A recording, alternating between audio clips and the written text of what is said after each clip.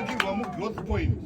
but iye zvino taakutsvaga tichienda kunovaka Musiyama toda kunovaka kumaraini kwenyu tichivakira mahovhe saka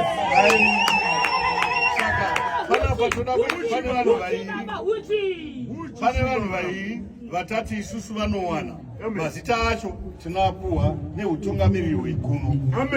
izvozvi pano Kome Jessica vacho vari pane Kome Jessica vari pano kids dzemba dzine